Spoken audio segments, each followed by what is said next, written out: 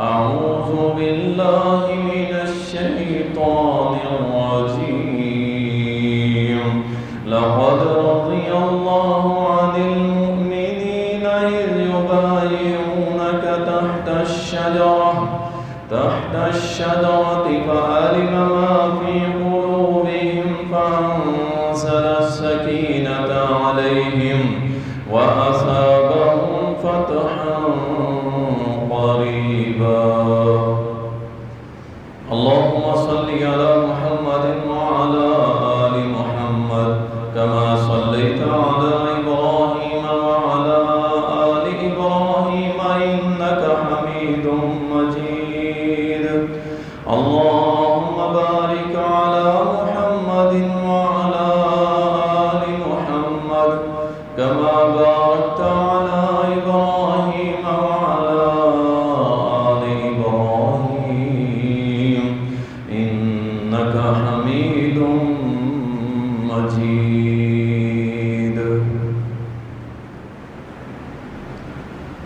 تعریفات اللہ سبحانہ و تعالی کے لیے، درود و سلام سید المرسلین، شافی محشر، ساقی کوثر، امام المجاہدین جناب محمد الرسول اللہ صلی اللہ علیہ وسلم پر بے شمار رحمتیں ہوں، صحابہ کرام رضوان اللہ علیہم اجمعین پر.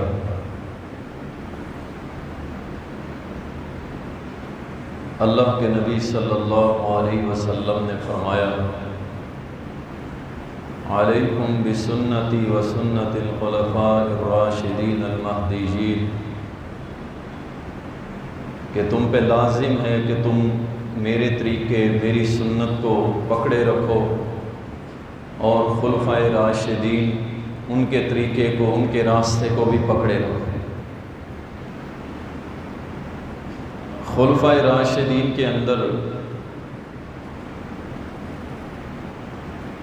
جہاں پہ ابو بکر صدیق، عمر فاروق، عثمان غنی، حضرت علی رضی اللہ عنہ، ان کو شامل کیا جاتا ہے. انہی خلفائے راشدین میں جو تیسرے نمبر پہ خلیفہ ہیں،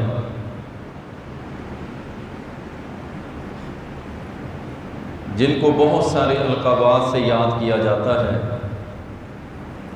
وہ امیر المومنین بھی تھے، ذو النورین بھی تھے، صاحب الہجرتین بھی تھے، 2 ہجرتیں کرنے والے،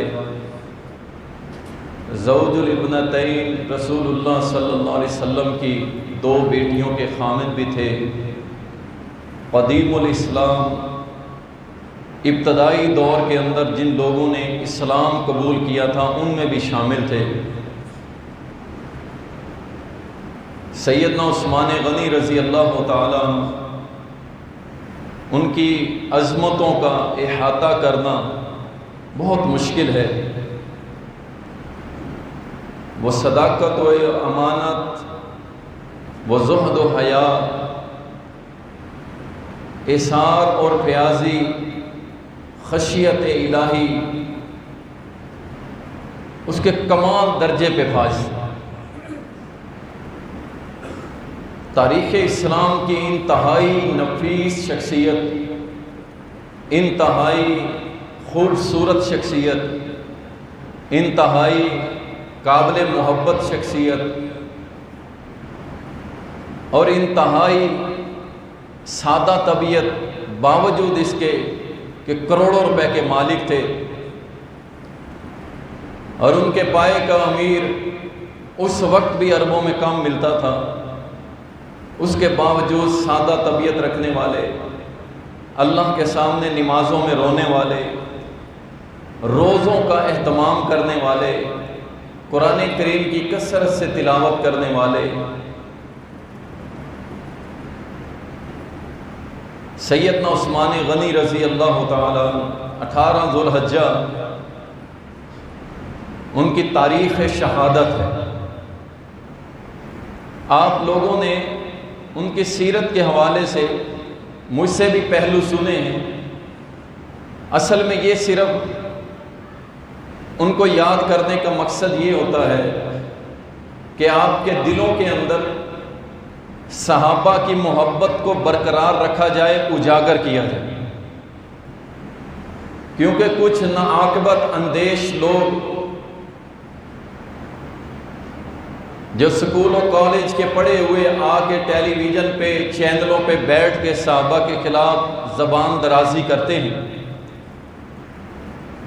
اور ہمارے کچھ لوگ جو ان سے متاثر ہو جاتے ہیں، اس کی وجہ یہی ہوتی ہے کہ جب ہمارے دلوں کے اندر صحابہ کا مقام و عظمت راسخ ہو جائے گا، داخل ہو جائے گا، مضبوط ہو جائے گا، تو پھر یاد رکھیے یہ چھوٹے موٹے فتنے ہمارے اوپر اثر انداز نہیں ہوں گے۔ تو اس لیے ان شخصیات کی فضیلت اور ان کا اللہ اور اس کے رسول کے ہاں کیا مقام تھا، اس کو اجاگر کیا جاتا ہے تاکہ ہمارے دلوں میں ان کی محبت قائم رہے۔ رسول اللہ صلی اللہ علیہ وسلم سیدنا ابو موسیٰ اشعری رضی اللہ تعالیٰ بیان کرتے ہیں، صحیح البخاری اور صحیح المسلم کے اندر حدیث آتی ہے۔ ابو موسیٰ کہتے ہیں کہ میں رسول اللہ صلی اللہ علیہ وسلم کے ساتھ ایک باغ کے اندر گیا، نبی صلی اللہ علیہ وسلم نے اس باغ میں ایک کنواں تھا، اس کے اندر اپنے پاؤں لٹکا لیے پانی کے اندر، اور آپ کے ہاتھ میں ایک چھڑی تھی، اس کو آپ پانی کے اوپر مار رہے تھے۔ وہ باغ جو تھا اس کی 4 دیواری تھی، ایک دروازہ بھی لگا ہوا تھا۔ اچانک دستک ہوتی ہے، رسول اللہ صلی اللہ علیہ وسلم نے فرمایا ابو موسیٰ جاؤ دروازہ کھولو، اور جو دروازے پہ آئے اسے میری طرف سے جنت کی گارنٹی دے دو۔ ابو موسیٰ کہتے ہیں کہ میں گیا اور جا کر کے جب دروازہ کھولا تو کیا دیکھتا ہوں، سیدنا ابو بکر صدیق آئے ہیں رضی اللہ۔ میں خوش ہوا، میں نے کہا جناب ابو بکر صدیق مبارک ہو، اللہ کے نبی صلی اللہ علیہ وسلم نے آپ کو جنت کی بشارت دی ہے۔ کچھ لمحے گزرے، دروازے پہ پھر دستک ہوئی، نبی علیہ السلام نے فرمایا ابو موسیٰ جاؤ دروازے پہ دیکھو کون ہے، اور جو ہو اسے کہنا کہ تجھے رسول اللہ جنت کی بشارت دیتے ہیں۔ قربان جاؤں اللہ کی قسم ان ہستیوں پہ کہ جنت بانٹی جا رہی ہے، رسول اللہ صلی اللہ علیہ وسلم دے رہے ہیں اور یہ شخصیتیں لے رہی ہیں، لیکن آکڑ پھر بھی نہیں آئی، تکبر نہیں آیا، غرور نہیں آیا۔ بھائی ہمیں تو رسول اللہ نے گارنٹی دے دی ہے، لہذا ہم کیا جانے کسی کو۔ آپ ان کی سیرت کا مطالعہ کر کے دیکھ لیں، واللہ 1% بھی تکبر نہیں تھا، اور گارنٹیاں سن لیں آپ۔ ابو موسیٰ کہتے ہیں میں نے جب دروازہ کھولا کیا دیکھتا ہوں، عمر بن خطاب آئے ہیں، میں نے مسکرا کے کہا جناب عمر مبارک ہو، اللہ کے نبی نے فرمایا ہے آپ کو جنت کی بشارت ہو۔ خوش ہو گئے۔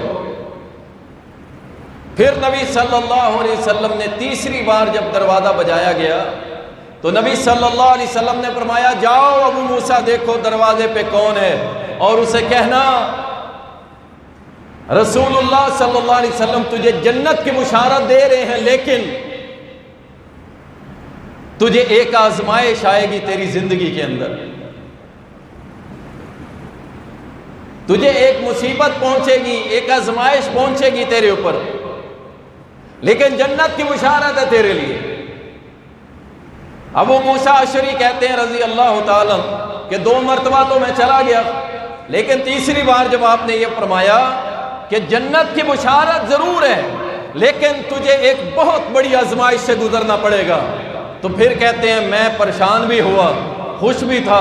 میں جب دروازے کی طرف جا رہا تھا تو سوچ رہا تھا کہ کون ہوگا یہ بندہ جس کے بارے میں اللہ کے نبی نے یہ کہا ہے کہتے ہیں جب میں نے دروازہ کھولا تو کیا دیکھتا ہوں؟ نبی صلی اللہ علیہ وسلم کے داماد سیدنا عثمان غنی موجود ہے رسول اللہ۔ اور قربان جاؤں حضرت عثمان کے عقیدے پر بھی ہمیں پتہ چل جائے تو یقین جانے ہماری تو حالت کچھ اور ہو جائے گی۔ اب عثمان غنی کے الفاظ سنیں۔ ابو موسیٰ اشعری کہتے ہیں رضی اللہ تعالیٰ، کہتے ہیں میں نے جب یہ گارنٹی دی کہ جناب عثمان رضی اللہ تعالیٰ، اللہ کے نبی صلی اللہ علیہ وسلم نے آپ کو بشارت دی ہے کہ اللہ آپ کو جنت میں داخل کرے گا، کہتے ہیں عثمان غنی رضی اللہ تعالیٰ مسکرائے، لیکن میں نے جب ساتھ کہا نا کہ اللہ کے نبی نے فرمایا ہے کہ اس آنے والے کو کہہ دو تجھے ایک مصیبت پہنچے گی، ایک بہت بڑی آزمائش سے گزرنا پڑے گا، تب جا کے یہ بشارت پوری ہونی ہے، تو حضرت عثمان غنی نے پتہ کیا جواب دیا؟ یہ نہیں کہا کیوں، کیسے، اگر، مگر، میں جاتا ہوں پوچھ لیتا ہوں رسول اللہ سے کب آئے گی، کیسے آئے گی، کچھ بھی نہیں۔ آپ کہنے لگے واللہ المستعان، اللہ میرا مددگار ہے۔ سبحان اللہ، کیا عقیدے تھے یار ان لوگوں، کیا ایمان کے لیول تھے۔ اور ساری زندگی حضرت عثمان نے کبھی رسول اللہ سے سوال ہی نہیں کیا کہ اللہ کے نبی وہ آئے گی کیسے، کب آئے گی، کس دن آئے گی، کبھی نہیں پوچھا، بس زبان سے کہہ دیا واللہ المستعان، اللہ میرا مددگار ہے، اللہ ہی مجھے کافی ہے، اللہ میرے لیے کافی ہے، وہی میرا سب کچھ ہے، میری مدد وہی کرے گا، جب یہ مصیبت آئے گی دیکھی جائے گی۔ اللہ ربی، یہ تھے وہ لوگ، ایسے نہیں ان کو مقام و درجے مل گئے اور اس لیول پہ پہنچ گئے کہ چاہے جو مرضی ہو جائے اللہ کو نہیں چھوڑا، اللہ کے در کو نہیں چھوڑا۔ یہ نہیں کہا اب ہم جنتی، میں صحابی، میں ذوالنورین، میں صاحب الحجرتین، میرا یہ مقام ہے، نہیں اللہ کی قسم ایسا کچھ نہیں۔ ہر وقت اپنے آپ کو اپنے رب کے در کا فقیر سمجھا، ہر وقت۔ غرور اور تکبر کی کیا بات کرتا ہوں، ان کے اندر نہیں پایا جاتا تھا۔ ان تین شخصیتوں کے بارے میں اگر ایک ایک ذکر کروں تو شاید پھر ٹائم اور طرف چلا جائے گا۔ دیکھیں عمر بن خطاب رضی اللہ تعالی، جن کو سب سے زیادہ سخت سمجھا جاتا تھا، سب سے زیادہ، اتنے ہی عاجزی کرنے والے تھے، جب 22 لاکھ مربع میل کے اوپر حکمرانی تھی عمر بن خطاب کی، ان کا نام سن کے دنیا کے کافر ڈر جایا کرتے تھے۔ کہتے ہیں ایک دن میرے دل میں خیال آیا عمر تیری سلطنت تو بڑی وسیع ہو گئی ہے، تو اتنی بڑی سلطنت کا بادشاہ ہے۔ کہتے ہیں میرے دل میں یہ خیال آیا، میں نے اعوذ باللہ من الشیطان الرجیم پڑھا اور میں نے کہا لوگوں اکٹھے ہو جاؤ، عمر بن خطاب تم سے خطاب کرے گا۔ کہتے ہیں لوگ جب اکٹھے ہوئے میں ممبر پہ چڑھ گیا، صحابہ کہتے ہیں ہم نے کہا کوئی خاص بات ہوگی، تو حضرت عمر رضی اللہ تعالیٰ عنہ فرمانے لگے لوگوں سن لو، عمر وہ ہے جو چاند کھجوروں کے عوض اونٹ چرایا کرتا تھا، چاند کھجوروں کے عوض بکریاں چرایا کرتا تھا، آج مسلمانوں کا خلیفہ بن گیا ہے۔ وآخر دعوانا الحمدللہ۔ صحابہ نے کہا جناب امیر المومنین یہ کیا کیا؟ اور کہا سنو یہ اس لیے کیا ہے کیونکہ میرے نفس میں یہ بات، میرا نفس مجھے تکبر کے لیے اکسا رہا تھا کہ عمر تو کیا چیز ہے۔ میں نے تم سب کے سامنے یہ کہہ کے کہ عمر اونٹوں کا چرواہا تھا، اپنے نفس کو شکست دے دی ہے، تکبر کو نکال کے پھینک دیا ہے۔ یہ لوگ تھے وہ۔ یہاں تھوڑا سا عہدہ مل جائے تو بھائی بندہ کپڑوں سے باہر ہو جاتا ہے۔ قربان جاؤں اللہ کے صبر پہ یقین کر، باوجود اس کے کہ ساری کائنات کا مالک، خالق، مدبر الامر، الہ العالمین کن کہے پوری کائنات کو ایسے بکھیر دے جیسے تسبیح کے دانے بکھر جاتے ہیں، ریزہ ریزہ کر دے، ساری کائنات کو مٹا کے رکھ دے، اور دیکھو پھر بھی اس کی زمین پہ اس کے ساتھ شرک کرتے ہیں، وہ پھر بھی صبر کیے ہو۔ اس کے اقتدار کا کون مقابلہ کر سکتا ہے؟ اس کی شہنشاہت کو کون پہنچ سکتا ہے؟ لیکن اس کے باوجود ہمارے گنہگار، بدکار، خطاکار ہونے کے وہ کہتا ہے یہ بندے رزق لے، یہ کپڑے بھی پہن، جوتے بھی پہن، لباس، مکان، کوٹھیاں، بنگلے، کاریں سب لے۔ اللہ اکبر۔ لیکن عمر بن خطاب اور دوسرے خلفاء جب بھی اقتدار ملا ان کے اندر عاجزی آتی چلی گئی۔ عثمان غنی رضی اللہ تعالی عنہ، رسول اللہ صلی اللہ علیہ وسلم، آپ ذرا وزن چیک کیجئے گا۔ میں حدیث کو نا ذرا اور رخ سے آپ کو دکھانا چاہتا ہوں۔ آپ نے یہ حدیث سنی ہوئی ہے لیکن میں آپ کو ایک اور رخ سے دکھانا چاہتا ہوں۔ کیا؟ صحیح بخاری کے اندر آتا ہے، سیدنا انس بیان کرتے ہیں رسول اللہ صلی اللہ علیہ وسلم احد پہاڑی پہ چڑھے، احد پہاڑی پہ، ساتھ کون ہے؟ سیدنا انس کہتے ہیں آپ کے ساتھ ابو بکر صدیق ہیں، عمر بن خطاب ہیں، عثمان غنی ہیں۔ کہتے ہیں جب آپ چاروں یار، کیا منظر ہوں گے یار، حوض کوثر ہوگا، نبی کائنات ہوں گے، ابو بکر، عمر، عثمان و علی ہوں گے، سبحان اللہ، کیا منظر ہوگا، شہزادے اور شہزادوں کا بادشاہ کھڑا ہوگا انشاءاللہ، اور ہم گنہگار بھی انشاءاللہ پانی پئیں گے انشاءاللہ۔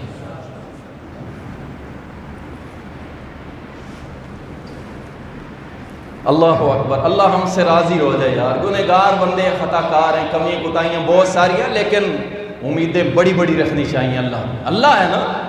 نبی علیہ السلام نے فرمایا جیسے رب پہ امید رکھو گے ویسے ہی پالو گے، اور ہمیں امید ہے ہمارا رب انشاءاللہ پیارے حبیب کے ہاتھوں سے پانی ضرور پلائے گا حوض کوثر سے۔ تو یہ چاروں یار جب احد پہاڑ پہ چڑھے، چوٹی کے اوپر پہنچے، اللہ اکبر اللہ اکبر، جب اوپر پہنچے اور پہاڑ ہلنے لگا، اللہ اکبر۔ اب اس کے ہلنے کی وجہ کیا تھی؟ چار کون لوگ ہیں؟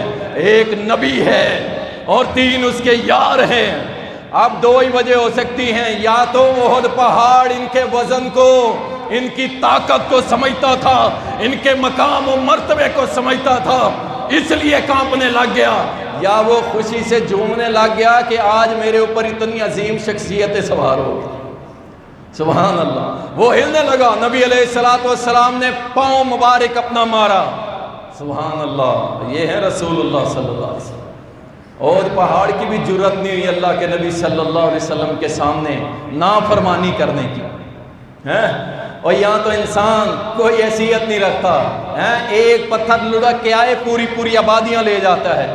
اس پہاڑ کے اوپر کھڑے ہو کے رسول اللہ صلی اللہ علیہ وسلم نے قدم مبارک مارا، فرمایا رک جا، ٹھہر جا، تجھے پتا ہونا چاہیے تیرے اوپر کون کھڑا ہے، تیرے اوپر ایک رسول کھڑا ہے جس کا نام محمد رسول اللہ صلی اللہ علیہ وسلم، اور تیرے اوپر ابو بکر صدیق کھڑا ہے، اور تیرے اوپر دو شہید بھی کھڑے ہیں، اللہ اکبر، دو شہید کھڑے ہیں، کون؟ عمر بن خطاب اور سیدنا عثمان غنی رضی اللہ عنہما، یہ دونوں شہید ہوئے تھے۔ اچھا مزے کی بات یہ ہے، یہ شہادت کی بار بار نبی علیہ السلام پیشین گوئی کر رہے ہیں، لیکن کبھی عمر نے نہیں پوچھا، کبھی عثمان نے نہیں پوچھا اللہ کے نبی کب ہوگا، کیسے ہوگا، کیوں ہوگا، نہیں، اللہ کی تقدیر پہ اتنا پکا ایمان تھا کہ جب ہوگا اس وقت دیکھا جائے گا۔ ابھی سے ہم کیا کرنا شروع کر دیں، اور ہمارے تو بھائی ایڈوانس بکنگ جاری ہے، پولیو کے قطرے پلا کے، بھائی ہوا ہی کچھ نہیں، پلا کے اس لیے رہے، ٹیکے پہلے لگوا لو، توکل بعد میں ہو، وَإِذَا مَرِضْتُ۔ دیکھیں یہ ایک سمجھ لیں کہ فقہی مسئلہ ہے، اس پہ کسی نے کوئی رائے قائم نہیں کر لے، لیکن میری ایک سوچ ہے، وَإِذَا مَرِضْتُ فَهُوَ يَشْفِينِ۔ اللہ کہتا ہے قرآن میں، ابراہیم علیہ السلام نے کہا جب بیماری مجھے آئے گی تو شفا دے گا۔ ہم کیا کہتے ہیں، پہلے شفا لینی ہے، بیماری بعد میں آئے گی۔ چھوٹے چھوٹے بچوں کو 10 15 ٹیکے لگواتے ہیں، اور قطرے گن پوائنٹ پہ پلا کے، کیا ہے جی یہ بیماری نہ لگ جائے۔ اور بیماریاں لگانے والا کون ہے؟ اور یہ قطرے بچا سکتے ہیں، یہ ٹیکے بچا سکتے ہیں؟ نہیں بچا سکتے، نہیں بچا سکتے، بلکہ ہم تو ان لوگوں میں شامل کر دیا جاتا ہے۔ میرے پاس ایک مرتبہ ڈی سی صاحب تشریف لائے تھے، کہنے لگے ملتان میں 17 بندے ہیں جو اپنے بچوں کو قطرے نہیں پلاتے، جن میں ایک نام آپ کا بھی ہے۔ اللہ اکبر۔ میں نے پھر ریکویسٹ کی، 4-5 سوال کیے، انہوں نے کہا جواب نہیں ہے میرے پاس، لہذا بس آپ میرا آنا دیکھیں اور قطرے پلا لیں، کسی ایک بچے کو ہی پلا۔ اللہ اکبر۔ اس کے نقصان آ رہے ہیں اور آگے بھی دیکھیں گے آپ، ہم ڈسکس ہم نہیں کرتے ممبروں پہ کھڑے ہو کے یہ چیزیں۔ اللہ اکبر۔ تو توکل اللہ پہ، جب بیماری آئے گی شفا دینے والا کون ہے؟ اللہ ربی۔ جب ہم نے کہا بھائی نوائے وقت نے چھاپا اخبار کے اندر، ڈیرہ غازی خان کے اندر پولیو کے قطرے پلائے، بچے کو اسی وقت پولیو ہو گیا، اس کا جواب دیں۔ بچے کو پولیو کے قطرے پلائے، بچہ موقع پہ ہی مر گیا، اس کا جواب دیں۔ یہ کیا ہو گیا؟ معلوم کیا ہوا؟ اور زندگی موت بھی میرے رب کے ہاتھ میں ہے، وہ ویکسینوں کا محتاج نہیں ہے، جسے وہ مرض دینا چاہے وہ دے کے رہتا ہے، اور جسے نہ دینا چاہے ساری دنیا بھی مل جائے تو اسے پہنچ سکتی ہے۔ اللہ اکبر۔ ذرا توکل مضبوط کرے۔ اس حوالے سے بات ہو گئی۔ تو ان شخصیات جن کو شہادت کہا جا رہا ہے، انہوں نے پوچھا بھی نہیں کب آئے گی، کیسے آئے گی، کیوں آئے گی، نہیں۔ اللہ اکبر۔ سیدہ اما عائشہ رضی اللہ تعالیٰ عنہ بتاتی ہیں، کہتی ہیں کہ ایک مرتبہ میرے گھر میں بڑی رونق تھی، اور دیکھتی ہوں کہ میرے گھر میں رسول اللہ موجود ہے صلی اللہ علیہ وسلم، اور آپ صلی اللہ علیہ وسلم نے اپنی چادر جو تھی، تہمت جو تھی، وہ گھٹنوں تک اوپر کی ہوئی تھی۔ اللہ اکبر۔ کہتے ہیں دروازہ دستک ہوئی، نبی علیہ السلام نے آواز سنی کہ سلام کیا، کس نے؟ ابو بکر صدیق نے۔ دیکھیں یہ بھی سنت ہے صحابہ کی بھی، نبی علیہ السلام کی۔ اگر ایسا آپ کو پتہ چلتا ہے کہ دستک دینے سے میری آواز جاتی ہے، اور اگر میں سلام کہوں تو تب بھی جاتی ہے، تو دروازے پہ دستک دے کے السلام علیکم کہہ دیا کریں، تاکہ اندر والے کو پتہ چل جائے آیا کون ہے۔ ویسے تو آج کل ہم نے CCTV کیمرے لگا رکھے ہیں دروازوں پہ، ٹھیک ہے، لیکن یہ سنت بھی ہے، دروازہ بھی بجائیں ساتھ السلام علیکم بھی کہیں۔ تو نبی علیہ السلام نے فرمایا آ جاؤ ابو بکر صدیق، آ جاؤ۔ نبی علیہ السلام لیٹے رہے، دعا سلام ہوئی، آپ نے فرمایا تشریف رکھیں۔ تھوڑی دیر گزری، عمر بن خطاب رضی اللہ تعالیٰ عنہ آئے، اور یہ کوئی چھوٹی سی شخصیات نہیں ہے۔ نبی علیہ السلام کو سلام کیا، آپ نے فرمایا عمر آ جاؤ۔ عمر بھی اندر تشریف لے آئے۔ پھر نبی صلی اللہ علیہ وسلم بیٹھے تھے، دروازے کی دستک ہوئی، آواز آئی السلام علیکم۔ نبی علیہ السلام، اما عائشہ کہتی ہیں ایسے اٹھے کہ جیسے بندہ بیتاب ہو کے اٹھتا ہے نا، ایسے اٹھ کے بیٹھے، فوراً اپنی چادر کو نیچے کیا، ٹانگوں کو ڈھانپا، سیدھے ہو کے بیٹھ گئے، اور فرمایا عثمان آ جاؤ۔ کہتی ہیں میں بڑی حیران ہوئی کہ میرا بابا آیا، حفصہ کا بابا آیا، اس وقت نبی علیہ السلام اٹھ کے نہیں بیٹھے، اس طرح انہوں نے استقبال نہیں کیا جس طرح عثمان کا کیا ہے۔ میں نے کہا ذرا یہ جال ہے، پھر پوچھتی ہوں۔ یہ ہوتی ہے شعور والی بیویاں، عقل مند بیویاں، بے عقلوں کی طرح نہیں۔ مہمان بیٹھے ہیں، سوال جواب شروع، یہ آپ نے کیوں کیا، وہ آپ نے کیوں کیا۔ اور یہ عقل مند عورت کی علامت نہیں ہوتی کہ مہمانوں کے سامنے سوال جواب شروع۔ کہتی ہے میں نے سوچا یہ تینوں چلے جائیں پھر پوچھوں گی رسول اللہ سے صلی اللہ علیہ وسلم۔ ابو بکر اٹھے چلے گئے، عمر چلے گئے، عثمان غنی چلے گئے، بات چیت کی اور چلے گئے۔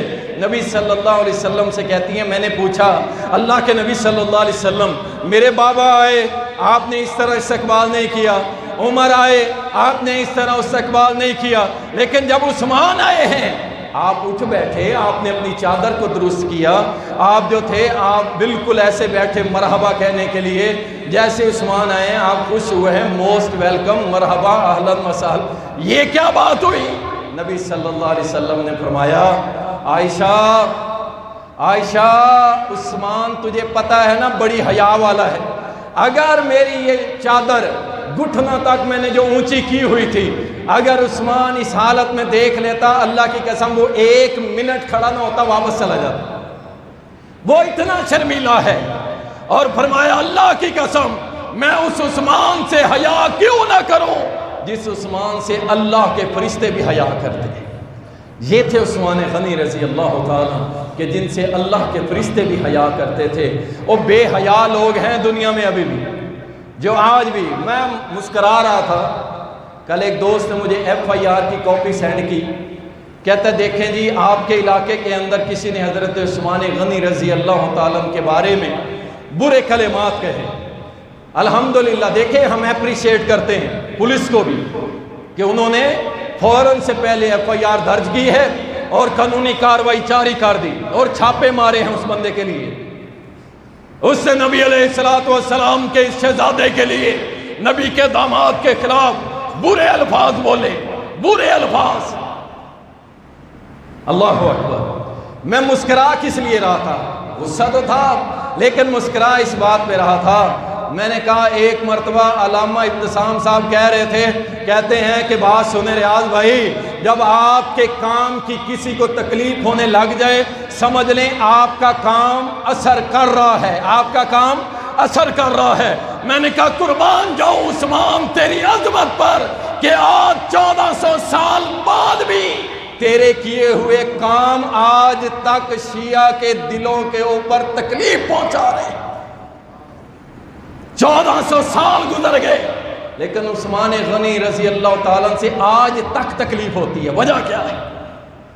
اللہ اکبر، وہ بنو امیہ کا شہزادہ، سبحان اللہ، مرزے کو بڑی تکلیف ہے، بنو امیہ کا نام آ جائے تو اس کی تو نسلیں مرنے پڑتی ہے نا، ہائے وائے 70 بیت جاتے ہیں، اور سمجھتے ہیں نا 70 اور دریا بچھا کے جو بیٹھ جاتے ہیں۔ چلو اس طرح نہیں، ابھی آگے محرم کا چاند نظر آنے والا ہے، منجیاں مودی ہو جائیں گی اور سیدھی منجیاں مودی ہو جائیں گی، مرزے کی بھی ہو جائیں گی۔ وہ بھی کہتے ہیں نہیں نہیں ایسے نہیں ویسے نہیں، اور جاؤ تم جو مرضی کہتے رہو، اور میرے نبی کے صحابہ وہ مقام رکھتے ہیں جو اس روئے زمین پہ سورج کا مقام ہے، کہ جو بھی سورج کی طرف منہ کر کے تھوکتا ہے تھوک اس کے منہ پہ واپس آتی ہے۔ صحابہ کا تو یہ مقام ہے، لیکن الحمدللہ 1400 سال گزر گئے لیکن وہ بدبخت ترین ٹولہ جو اس وقت سے سازشی ٹولہ تھا آج بھی عثمان سے تکلیف ہے، کر تو کچھ سکتے نہیں ہیں، پھر کہتے ہیں نا برا بھلا، اور پھر الحمدللہ قانونی کاروائی ہوئی، پولیس نے FIR کاٹی اور انشاءاللہ وہ اپنے کیفر کردار تک پہنچے گا اللہ کے حکم سے، اور دنیا میں بھی اور آخرت میں بھی۔ ایک صحیح سند کے ساتھ واقعہ نقل کیا ہوا ہے، تاریخی واقعہ ہے، اللہ اکبر۔ اس کے اندر کیا آیا؟ ایک شخص سیدنا عثمان غنی رضی اللہ تعالیٰ کو برا بھلا کہہ رہا تھا، لوگوں کے سامنے لوگ حیران تھے کہ اسے کیا ہو گیا ہے کہ رسول اللہ صلی اللہ علیہ وسلم کے داماد کو برا کہہ رہا ہے۔ اچانک کہتے ہیں کہ آسمان پہ بادل بنے اور بجلی کے کڑکے پیدا ہوئے، کیا ہوا؟ اللہ کا حکم ہوا، وہ بجلی فوراً زمین پہ گری اس شخص کے اوپر اور اللہ نے جلا کے راکھ کر دیا۔ اور جن کا دفاع اللہ کرے اور جن کا دفاع رسول اللہ کرے، جن کا دفاع صحابہ کرے، اپنا دفاع خود، جن کا دفاع تابعین کرے، جن کا دفاع تبع تابعین کرے، جن کا دفاع ائمہ اعظام کرے، جن کا دفاع محدثین کرے، انشاءاللہ کائنات کی کوئی طاقت ہمیں عظمت صحابہ کا دفاع کرنے سے روک سکتی؟ کوئی نہیں روک سکتا۔ جاؤ جو کرنا ہے کر لو۔ ہم پاکستان میں رہتے ہیں الحمدللہ، کلمے کے نام پہ لیا ہے، جو مرضی ہو جائے، ہم انشاءاللہ صحابہ کی عظمت کا دفاع کرتے رہیں انشاءاللہ تعالی۔ رسول اللہ صلی اللہ علیہ وسلم کے پیارے صحابہ، آپ نے ایک مرتبہ سنن ابن ماجہ کے اندر، مسند احمد کے اندر، ابن حبان کے اندر اور ترمذی کے اندر یہ حدیث موجود ہے، نبی صلی اللہ علیہ وسلم نے فرمایا میری امت میں سب سے زیادہ رحم کرنے والا، سب سے زیادہ رحم کرنے والا ابو بکر صدیق ہے۔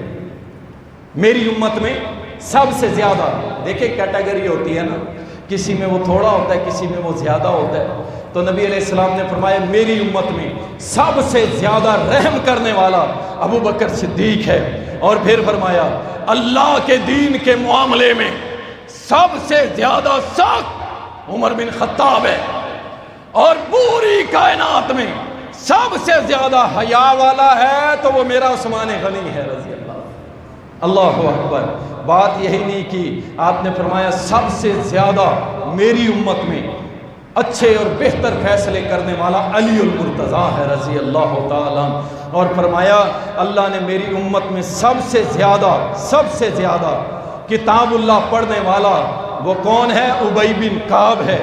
فرمایا کہ میری امت میں سب سے زیادہ حلال و حرام کا علم رکھنے والا معاذ بن جبل ہے، اور میری امت میں سب سے زیادہ وراثت کا علم رکھنے والا زید بن ثابت ہے، اور فرمایا میری امت میں ہر امت کا ایک امین ہوتا ہے، اور میری امت کا امیر ابو عبیدہ ابن جراح ہے رضی اللہ عنہم۔ یہ وہ صحابہ ہیں جن کو اللہ کے نبی صلی اللہ علیہ وسلم نے اس طرح پیش کیا ہے۔ عثمان غنی رضی اللہ تعالی عنہ،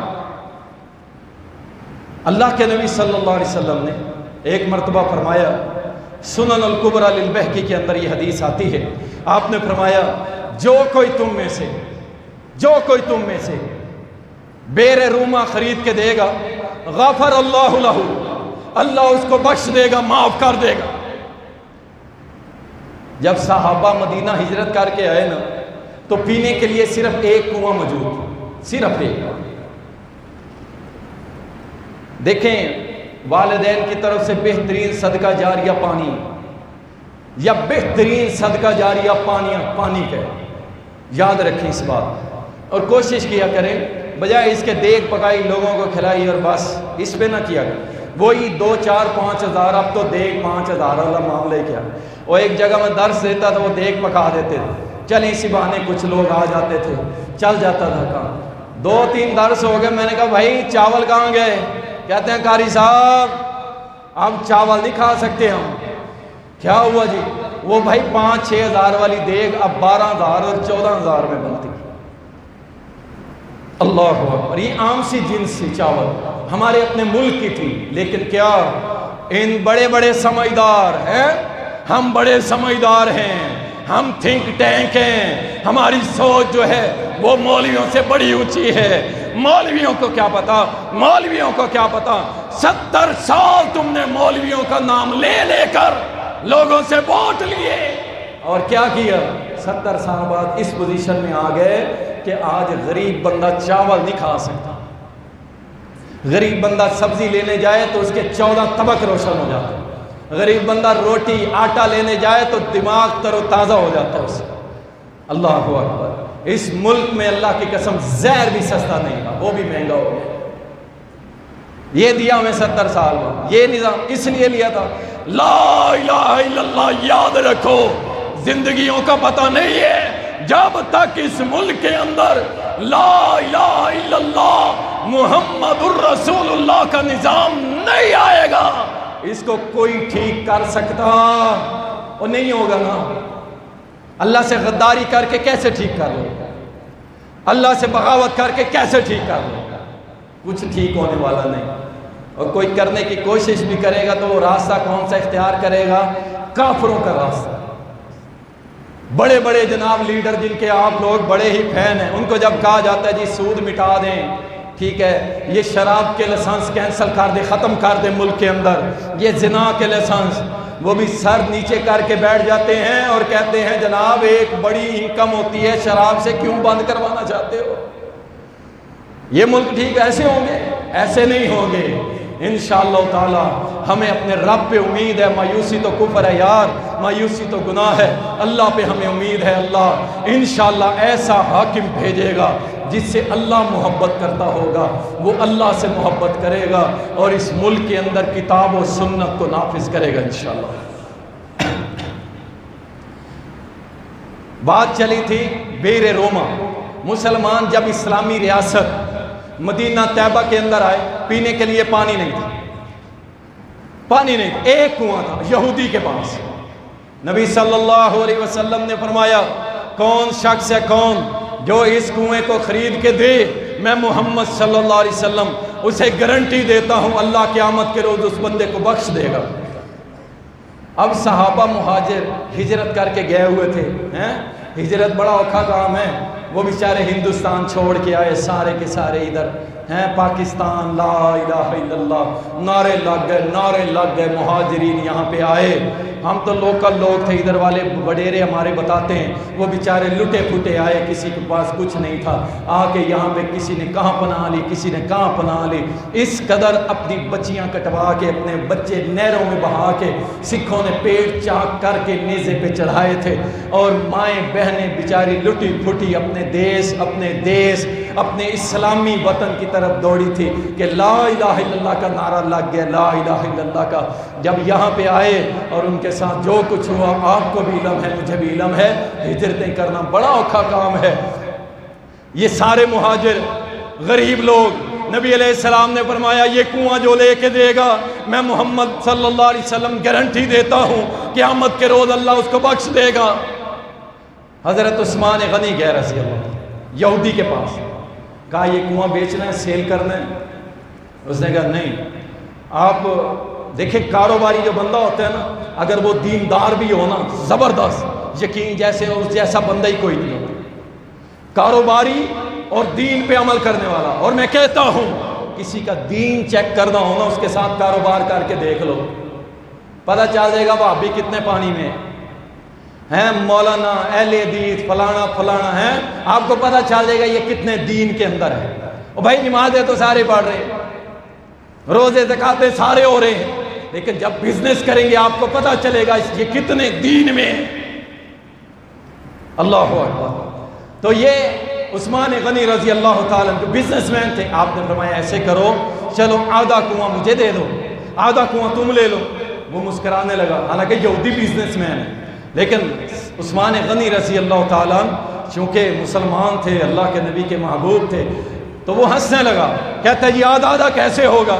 کہا آدھا ایسے ہوگا، ایک دن مسلمان پانی بھریں گے مفت میں اور دوسرے دن تو سیل کر لینا۔ یہودی قابو آ گیا، اس نے کہا ٹھیک ہے جی، پیسے لیے آدھا کنواں جی وقف ہو گیا جی، ایک دن مسلمانوں کا دن، ایک دن بیچے گا۔ اب جس دن فری ہوتا تھا مسلمان اس دن بھر لیتے تھے، اگلے دن لیتا ہی کوئی نہیں تھا۔ اس نے پھر خود بلایا حضرت عثمان غنی کو، جناب تشریف لائیں، یہ باقی کا بھی آپ لے لیں، یہ پورا کنواں میں مسلمانوں کو دیتا ہوں۔ نبی صلی اللہ علیہ وسلم کے پاس آئے جناب عثمان رضی اللہ تعالیٰ، اللہ کے نبی یہ سارا کچھ میں نے وہ لے لیا ہے، کنواں خرید لیا میں نے، سارا وقف کر دیا ہے، وہ بشارت میرے لیے ہے۔ نبی صلی اللہ علیہ وسلم مسکرائے، فرمایا ہاں عثمان انشاءاللہ قیامت کے روز اللہ سبحانہ و تعالیٰ تجھے ضرور بخش دے گا۔ اور یہ عثمان ہیں، بخشش کی گارنٹیاں، جنت کی گارنٹیاں ہیں۔ مسجد نبی جاؤ نا، منع کر دو نہیں جاتے ہم، اور جن کو عثمان سے تکلیف ہے مسجد نبوی میں جانا بند کر دو، جس کو بھی ہے بند کر دے۔ اور 25,000 درہم کس دور میں، ذرا جا کے درہم کا ریٹ پتہ کر لو، اب تو خیر کرنسی میں آ گیا نا، اس ٹائم سونے چاندی کا تھا درہم دینار، ذرا اس کا وزن نکال کے آج کے حساب سے بھی چیک کر لو کہ 25,000 درہم کتنا معنی رکھتے ہیں۔ 25,000 درہم۔ نبی علیہ السلام نے فرمایا کوئی ہے، مسجد نبی چھوٹی پڑ گئی ہے، چھوٹی، اس کو ذرا وسیع کرنا ہے، کوئی ہے جو ساتھ والی پراپرٹی لے کے دے دے؟ اللہ اکبر۔ حضرت عثمان غنی رضی اللہ تعالیٰ گئے، منہ مانگی قیمت دے کے 25,000 درہم وہیں پہ کھڑے کھڑے دے کے کہا یہ مسجد نبی کو دے دو۔ انہوں نے دے دی، آ کے اللہ کے نبی صلی اللہ علیہ وسلم کے پاس آئے، عرض کی اللہ کے نبی یہ آپ کا حکم تھا پورا کر دیا۔ فرمایا عثمان میں نے کہا تھا جو یہ جگہ لے کے دے گا میں محمد اسے جنت کی بشارت دیتا ہوں، عثمان جنت کا تو وارث ہے۔ یہ ہے وہ عثمان رضی اللہ، اور جسے ان سے نفرت ہے نا وہ مسجد نبی میں قدم رکھنے کی ضرورت نہیں ہے، ٹھیک ہے نا؟ جہاں امام کھڑا ہوتا ہے وہ عثمان غنی رضی اللہ تعالیٰ، پیچھے جہاں پہ ممبر پڑا ہے وہ بھی عثمان غنی، اس سے پیچھے جہاں عورتوں کا نظام ہے وہ بھی عثمان غنی، یہ قریب والی ساری پراپرٹی عثمان غنی نے لے کے دی تھی رضی اللہ۔ نہ جاؤ نا، اور جاتے بھی نہیں ہیں، ٹھیک ہے نا؟ اور جن کو تکلیف ہے ہم نے دیکھا ہے وہ امیر حمزہ رضی اللہ تعالیٰ کی قبر سے چپ کر کے ایسے مٹی اٹھا کے نا بیگ میں ڈال لیتے ہیں اور پھر اللہ کی توفیق سے وہ شرطے کھڑے ہوتے ہیں، اللہ کی توفیق سے، ٹھیک ہے نا۔ یہ اللہ کا شکر ہے، یہ سارا سسٹم اللہ نے ان کو عربوں کو ہی دیا ہے، یقین کریں۔ اور جیسے کیسے بھی ہے نا، شرک و بدعت نہیں ہونے دیتے، ڈنڈا ہاتھ میں ہوتا ہے ان کو۔ جہاں پہ یہ مٹیاں چوری چوری اٹھا رہے ہوتے ہیں امیر حمزہ کی قبر، اب 1 ایکڑ سے زیادہ ایریا ہے جہاں پہ امیر حمزہ رضی اللہ تعالیٰ کی درمیان میں قبر ہے، لیکن اس 1 ایکڑ کی مٹی اٹھا اٹھا کے ایران لے جاتے ہیں، امیر حمزہ کی قبر کی مٹی، اور بی بی فاطمہ کی قبر کے باہر مصلے رگڑ رگڑ کے لے جاتے ہیں۔ اللہ تیرا شکر ہے، تیرا شکر ہے، تو نے عقیدہ توحید دی اور عمل کے لیے ہمیں محمد کا طریقہ دیا صلی اللہ علیہ وسلم۔ اللہ اکبر۔ رسول اللہ صلی اللہ علیہ وسلم کے صحابی نے وہ جگہ بھی خرید کر کے دی تھی، اور ایک مرتبہ نبی علیہ السلام نے جنگ موتا کے موقع پر فرمایا تھا کہ کوئی ہے جو اسلام کی مدد کرے، تو عثمان غنی رضی اللہ تعالیٰ نے 1000 درہم جو تھے وہ نکال کے دیے تھے۔ اللہ کے نبی یہ میری طرف سے قبول فرمائیں۔ نبی علیہ السلام ان درہم کو اچھال رہے تھے اور فرما رہے تھے، عثمان آج کے بعد کوئی بھی ایسا عمل نہیں ہے جو تجھ کو کوئی نقصان پہنچا سکے، آج کے بعد تو پکا جنتی ہے۔ لیکن پھر بھی عثمان غنی رضی اللہ تعالیٰ رویا کرتے تھے، بہت روتے تھے، بہت نرم دل تھے، بہت نرم دل تھے۔ اور قرآن سے محبت تو کیا ہی بات، قرآن سے اس قدر محبت تھی۔ سنیے، تابعی ہیں ابو عبد الرحمن رحمہ اللہ، وہ کہتے ہیں کہ میرے اساتذہ میں عثمان غنی بھی شامل ہے رضی اللہ تعالیٰ، میرے اساتذہ میں۔ کہتے ہیں ہم نے ان لوگوں سے قرآن سیکھا ہے، ان لوگوں سے، یعنی حضرت عثمان سمیت جو اساتذہ تھے، ہم نے ان لوگوں سے قرآن سیکھا ہے جو 10 آیتیں اللہ کے نبی سے سیکھتے تھے، 10 آیتیں، اور اس کے بعد اس میں سے دیکھتے تھے کہ کون سے اوامر ہیں، کون سے نواہی ہیں، یعنی ان کے اندر کون سے اللہ نے حکم دیا کام کرنے کے اور کون سے کام سے اللہ نے منع کیا ہے۔ جب تک 10 آیتوں پہ عمل نہیں ہو جاتا تھا، اگلی 10 آیتیں وہ نہیں پڑھتے تھے۔ حضرت عثمان ان لوگوں میں شامل تھے کہ جنہوں نے پورے قرآن کے اوپر عمل کر کے نبی علیہ السلام سے سیکھا تھا، پورے قرآن۔ ہم بھی پڑھتے ہیں، پڑھاتے ہیں، ترجمے پڑھاتے ہیں، لیکن سوری ہم نہیں عمل کرتے، بہت تھوڑا عمل کرتے ہیں، یقین کریں۔ اسی قرآن کو جناب عثمان رضی اللہ تعالیٰ اتنی محبت کرتے تھے۔ آپ کے ایک صحابی ہیں عبد الرحمن ابن ابو عمرہ، وہ کیا کہتے ہیں کہ ایک مرتبہ جناب عثمان رضی اللہ تعالیٰ نماز پڑھانے آئے، نماز پڑھانا، خلیفۃ المسلم نماز پڑھانا ہیں، اور یہاں ہمارے منسٹروں کو کل واللہ نہیں آتی، سوٹڈ بوٹڈ ہو کے ہیں، عجیب عجیب مخلوق ہماری وزیر بننے کے خواب دیکھ رہے ہیں، عجیب عجیب مخلوقیں، ٹھیک ہے، جن کو یقین کریں اگر عام روٹین میں پوری دنیا کے پیمانے میں لایا جائے تو شاید ان کو گھر سے روٹی بھی نہ ملے، وہ ہمارے جناب وزیر، بادشاہ اور پتہ نہیں کیا کچھ بنتے ہیں۔ اللہ تعالیٰ ہدایت دے۔ اور یہاں پہ مسلمانوں کا خلیفہ عثمان رضی اللہ تعالیٰ آئے، کہتے ہیں نماز کے لیے جب آئے نا، دیکھا لوگ کم ہیں، لوگ کم ہیں، تو حضرت عثمان غنی مسجد نبوی کی ایک دیوار کے قریب جا کے لیٹ گئے۔ کیوں؟ فرمایا لوگ تھوڑے ہیں، ذرا اور آ جائیں۔ سبحان اللہ۔ اب یہاں دونوں باتیں نوٹ کریں، ہمارا امام 2 منٹ لیٹ ہو جائے تو کیا ہوتا ہے؟ چودھری صاحب، ملک صاحب، شیخ صاحب، انصاری صاحب، فلانا صاحب سارے گھڑیوں کو دیکھ رہے ہوتے ہیں اور مولوی کی طرف ایسے دیکھتے ہیں کہ مولوی کے ٹکڑے ٹکڑے کر دیں، 2 منٹ مولوی صاحب خیال کرو نہیں تو 10,000 تھوڑے بند ہو جان گے۔ انا للہ و انا الیہ۔ جبکہ صحابہ کا مزاج یہ تھا کہ کبھی رسول اللہ صلی اللہ علیہ وسلم جب تشریف لاتے نماز کھڑی کر دیتے، 2 4 5 منٹ، یار امام کا حق ہوتا ہے، ٹھیک ہے نا، 100 مسئلے ہوتے ہیں، وہ انسان نہیں ہے۔ آپ کہتے ہیں وہ مسلح پہ بیٹھا رہے تمہارے لیے، بھائی وہ بھی انسان ہے، کوئی مہربانی کیا کریں۔ دوسرے نمبر پہ امام کی مرضی ہے، امام کی مرضی ہے، وہ کہے جی بندے تھوڑے ہیں، 2 منٹ ٹھہر جاؤ، ذرا امام کہہ کے تو دیکھے پاکستان میں ہیں، اگلے دن مسجد میں نہیں ہوگا، مسجد کے دائیں بائیں بھی نظر نہ آئیں۔ حضرت عثمان رضی اللہ تعالیٰ لیٹ گئے، فرمایا لوگ آ جائیں، تھوڑے ہیں پھر نماز پڑھیں گے۔ یہ تابعی کہتے ہیں میں حضرت عثمان کے قریب ہو گیا، نبی علیہ السلام کے صحابی کے قریب ہوا جب، تو حضرت عثمان نے پوچھا آپ کون ہیں؟ میں نے عرض کی میں عبد الرحمن ہوں۔ آپ نے پہلا سوال پتہ ہے کیا کیا؟ آپ نے پہلا سوال یہ کہ عبد الرحمن تجھے قرآن کتنا یاد ہے؟ قرآن کتنا یاد ہے؟ اور تابعی کہتے ہیں اللہ کی قسم جب بھی کوئی عثمان سے ملتا عثمان کا پہلا سوال یہی ہوتا تجھے قرآن کتنا یاد ہے۔ اتنی محبت کرتے تھے قرآن کی، اور اسی محبت کے لیے جب عثمان غنی رضی اللہ تعالیٰ کا گھراؤ کیا گیا تھا، آپ رضی اللہ تعالیٰ کو گھر کے اندر عبداللہ ابن سبا اینڈ کمپنی، وہ انہی کالے پیلوں کا دادا تھا، انہوں نے ایک سازش مصر سے گھڑی اور لا کے مدینے کے اندر امپلیمنٹ کر دیا۔ حضرت عثمان کے گھر کو گھیر لیا گیا۔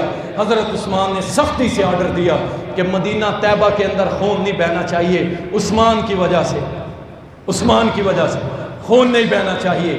وہ سبائی ٹولہ وہ سارے کے سارے جناب عثمان رضی اللہ تعالیٰ کو شہید کرنے پہ در پہ اس قدر حالات ٹائٹ تھے کہ جناب علی رضی اللہ تعالیٰ کو پیغام بھیجا حضرت عثمان نے کہ آپ تشریف لائیں، میری بات سنیں، لیکن حضرت علی رضی اللہ تعالیٰ جب گھر سے نکلنے لگے، باہر سبائیوں نے اس قدر سخت پہرا دیا ہوا تھا کہ بغیر تلوار چلائے حضرت عثمان تک پہنچنا مشکل تھا۔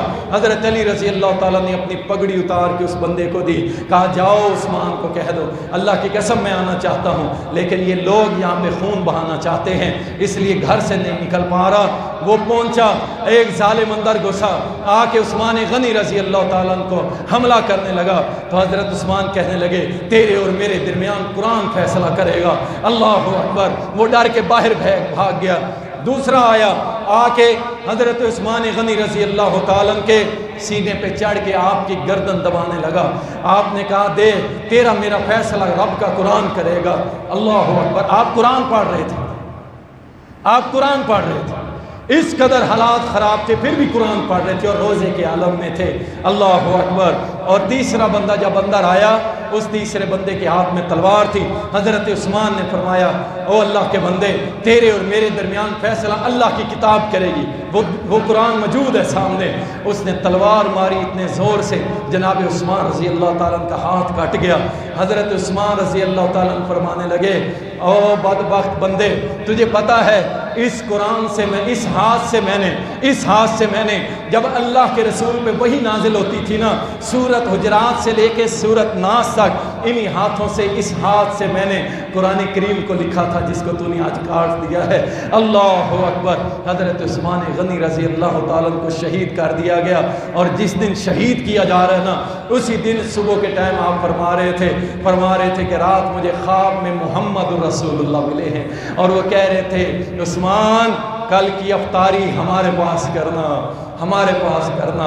او اللہ کا وعدہ سچ ہو گیا، میرے نبی کے فرمان سچ ہو گئے کہ عثمان پہ مصیبت آئے گی لیکن جنت کی بشارت ہے۔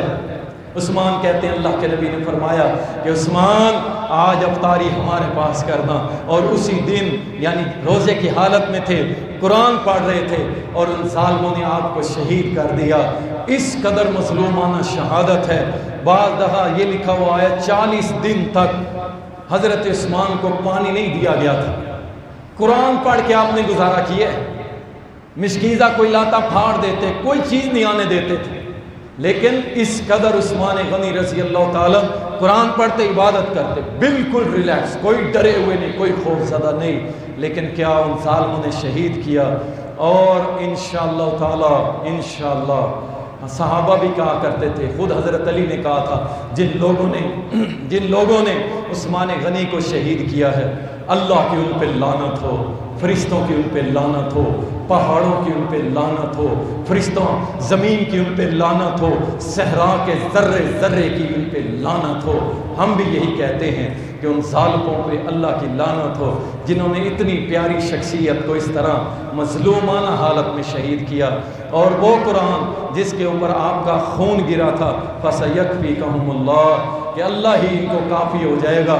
وہ خون کے قطرے آپ کے اس قرآن پہ گرے تھے، اور وہ قرآن آج بھی ترکی کے اندر محفوظ ہے، اور وہ عثمان غنی ان کا خون آج بھی نشان رکھتا ہے، اور قیامت تک انشاءاللہ وہ تو اللہ کے نبی کے پاس افطاریاں کرنے پہنچ گئے، انشاءاللہ قیامت کی دیواروں تک عثمان کا نام کوئی مٹا سکتا نہیں ہے، قرآن کا وہ محبت کرنے والا۔ اور آج دیکھ لیں قرآن کی محبت ہماری کیا ہے، یوم تقدیس منائیں گے جی، یہ جناب ہماری گورنمنٹ کا آرڈر، یوم تقدیس، بھائی ٹھیک ہے اچھی بات ہے، یوم تقدیس مناؤ، نکلو باہر، لیکن مجھے یہ بتائیں 60 اسلامی ممالک ہیں، 80 لاکھ ریگولر آرمی ہیں، 80 لاکھ لڑنے والے، اور سویڈن چھوٹا سا ملک ہے، یقین کریں اسی ہمارے جامعہ رحمانیہ کے دائیں بائیں انصاری ڈوگر شیخ کٹھے ہو کے یقین کریں سویڈن کا نام نشان مٹا کے رکھ دیں، اتنا سارا۔ اور اس بندے نے عید کے روز کیا کیا، مسلمانوں کی مسجد کے سامنے کھڑے ہو قرآن کریم کو فٹ بال کھیلا، پھر پھاڑا، پھر اس کی آگ لگائی، اور کھڑے ہو کے ہنسی خوشی وہ کرتا رہا، اور 80 لاکھ آرمی اور تقریباً 2.25 ارب کے قریب مسلمان، وہ سارے کے سارے کیا، بس یوم تقدیس منا رہے ہیں، اور سارے چاہیے تو یہ تھا ایسی ضرب لگاتے سویڈن یاد رکھتا، کہتے ہیں جی ہماری معیشت، وہ جی تعلقات ہوتے ہیں، یورپی یونین ناراض ہو جائے گی، وہ جی فرانس ہم سے تعلق توڑ دے گا، اور ساری دنیا تعلق توڑ دے، اللہ کی قسم ہم تو ویسے ہی 70 سال سے بھوکے ننگے ہیں، ہم تو ہر چیز پہ گزارا کر لیں گے، لیکن یہ برداشت نہیں کر سکتے کہ کوئی کافر رب کے کلام کو اپنے پاؤں کے اندر روندے ہیں۔ تم نے یوم تقدیس صرف اس دن کو، جاؤ عافیہ صدیقی کہا تھا اس نے، سینیٹر مشتاق صاحب کو کہا تھا، کہتی ہے یہ بدبخت روز قرآن کریم میرے پاس لاتے ہیں اور میرے پاؤں کے اندر گرا دیتے ہیں، اور مجھے کہتے ہیں عافیہ اس کے اوپر چڑھے گی تو تجھے کپڑے ملیں گے ورنہ تو برہم رہے گی۔ پھر میرے سامنے قرآن کے اوپر ان لوگوں نے پیشاب کیا، یہ ہو گیا۔ اللہ اکبر، کاش کہ ان خلفائے راشدین جیسا کوئی اللہ بھیجے۔ یقین جانے ان کافروں کی ماں نے وہ بچہ ہی پیدا نہیں کیا جو ہمارے قرآن کی طرف گندی نظر سے دیکھ سکے۔ انشاءاللہ تعالی ہم